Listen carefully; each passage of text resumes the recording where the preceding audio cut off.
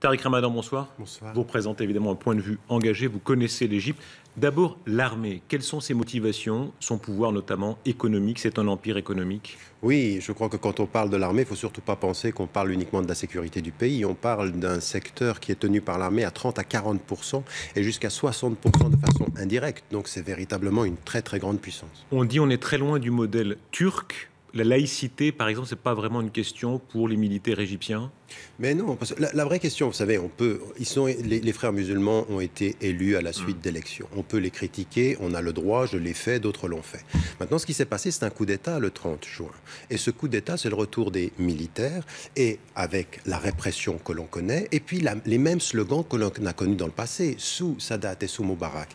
Le fait de les appeler terroristes, le fait de les appeler extrémistes, et le fait de dire ils brûlent des églises, alors qu'on a, par exemple, l'Elminia, on a un prêtre, un père copte qui dit non, c'est le Baltari, il y a les milices pro-Moubarak qui brûlent les églises, les font passer pour Tariq Ramadan, les frères musulmans élus démocratiquement, mais très contestés. On les a vus, ces millions d'Égyptiens descendus dans la rue, ça, vous les reconnaissez? Mais bien sûr qu'il faut reconnaître, bien sûr que l'année dernière, il y a deux choses qu'il faut dire par rapport à cela. D'abord, il y a eu des millions, maintenant il y a eu des experts qui ont dit les 30 millions, c'était des chiffres un tout petit peu farfelus, bon, 18 millions. Ils étaient extrêmement nombreux. Mais justement, les images ont été données par l'armée aussi. Il faut aussi savoir aujourd'hui qu'à l'heure où je vous parle... Non, mais attendez, il faut que à l'heure où je vous parle, les médias égyptiens sont dans une propagande terrible. Donc, ceci, on le connaît. Maintenant, à côté de cela, la critique d'une année de pouvoir, on ne change pas un pays en une année, il doit être faite. Mais dans l'année, les militaires qui tenaient toujours le pays ont fait en sorte qu'il y ait des restrictions sur le pétrole, sur l'essence, des restrictions sur l'électricité, ont empêché la population. Le lendemain du coup d'État, l'électricité revient, le pétrole est de nouveau accessible. Il y a quand même quelque chose qui s'est préparé des mois auparavant. Tariq Ramadan, si on se rappelle le printemps arabe, énorme sentiment de solidarité avec les Égyptiens. Il y avait presque ce cliché du sympathique blogueur avec son mug, son wifi, etc., tellement démocrate.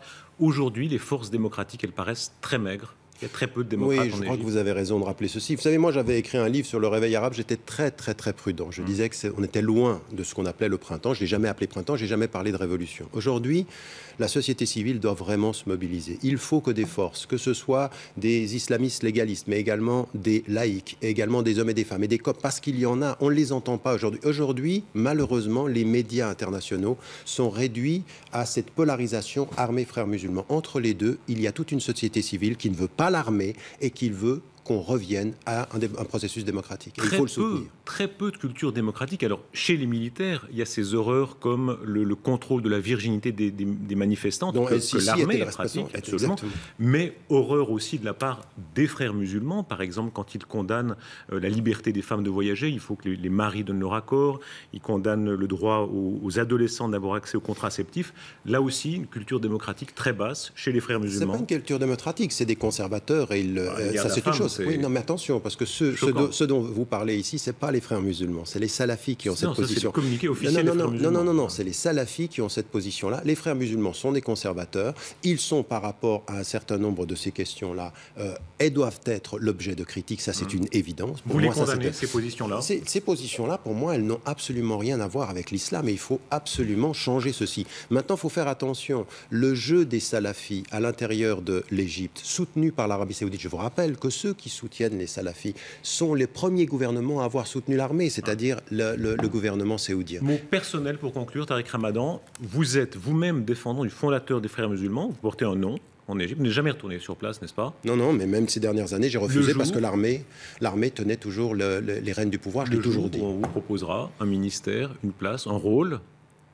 Mais mon cher Darius, nous sommes concitoyens. Je suis suisse de nationalité, mais je ne suis pas égyptien. Vous représentez quelque chose. Non, je représente aujourd'hui une voix qui appelle la société civile, toutes tendances confondues, à refuser la répression de l'armée, à la condamner et à retourner au processus démocratique.